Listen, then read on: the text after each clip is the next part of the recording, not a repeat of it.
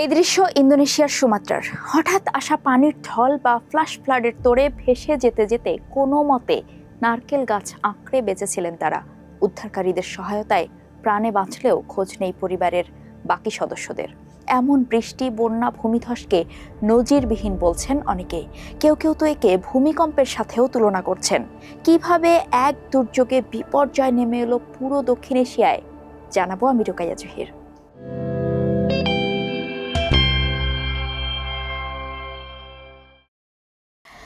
27 November যখন বৃষ্টি শুরু হলো, কেউই তার ভয়াবহতা আঁচ করতে পারেননি।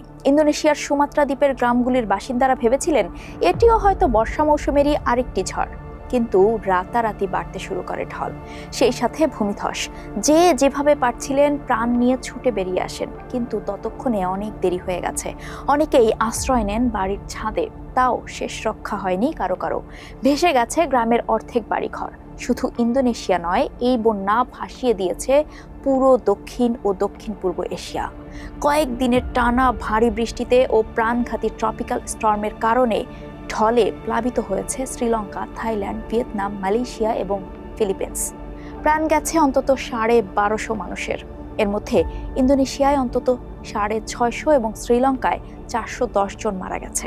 অন্যদিকে থাইল্যান্ডে মৃতের সংখ্যা 180 ছাড়িয়েছে। প্রশ্ন হচ্ছে, এই বন্যা ও ভূমিধসের কারণ কি? এতগুলো দেশে কয়েক দশকের মধ্যে সবচেয়ে ভয়াবহ দুর্যোগের পরপরই অনলাইন সার্চের ট্রেন্ডে চলে আসে চরম ভাবাপন্ন আবহাওয়ার কারণটা কি।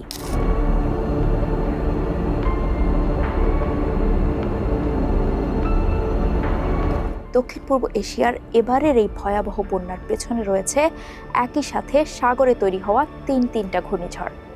দক্ষিণ চীন সাগরের টাইফুন কোটোয়ের কারণে ফিলিপিন্সে মারাত্মক আকস্মিক বন্যা ও ভূমিধস হয়, আর প্রশান্ত মহাসাগরে হওয়া সাইক্লোন সেনিয়ার উত্তর সুমাত্রাকে গুরুতরভাবে আঘাত করে এবং শ্রীলঙ্কায় ব্যাপক ধ্বংস ডেকে আনে দক্ষিণ পশ্চিম বঙ্গোপসাগরের সাইক্লোন দিতওয়াহ।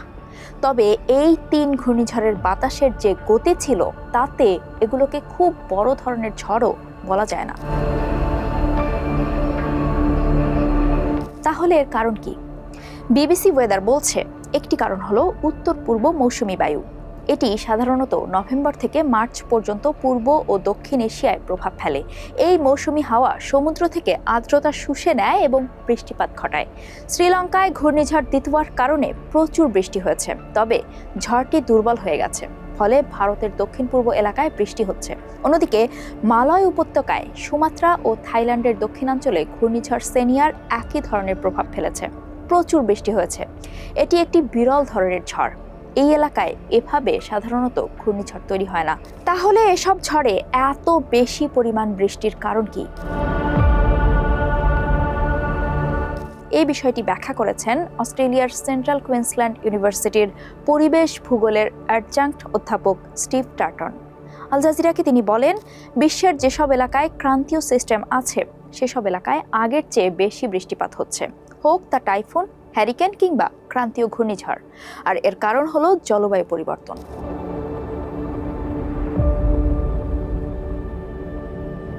ভারতের ট্রপিক্যাল মেটিওরোলজির ইনস্টিটিউটের জলবায়ু বিজ্ঞানী রোগজি ম্যাথিউ কোল আবার এমন চরম ভাবাপন্ন আবহাওয়া আরেকটু অন্যভাবে ব্যাখ্যা করেছেন। তার মতে এটি লা নিনা নামের একটি প্রাকৃতিক জলবায়ু প্রবণতা, যেখানে প্রশান্ত মহাসাগরের পূর্ব অংশ স্বাভাবিকের তুলনায় ঠান্ডা এবং পশ্চিম অংশ বেশি উষ্ণ হয়। এতে বাতাস শক্তিশালী হয় এবং এশিয়ার দিকে আরও উষ্ণ পানি ও আর্দ্রতাকে ঠেলে দেয়। এই প্যাটার্নটির কারণে এশিয়ার উপর অতিরিক্ত আর্দ্রতা জমে। শেষমেশ এটা সাধারণত অতি ভারী বর্ষণ এবং বন্যার ঝুঁকি বাড়ায়। তবে টার্টন বলেছেন, বৃষ্টিপাত বৃদ্ধির প্রভাব জানা থাকলেও সাম্প্রতিক ঝড়গুলো ছিল বেশ অস্বাভাবিক। অর্থাৎ কারণ যাই হোক, জলবায়ু পরিবর্তন যে খেপিয়ে তুলছে ধরণীকে, দুনিয়াকে ফেলে দিচ্ছে অস্বাভাবিক পরিস্থিতিতে, তা বেশ অনুমেয়।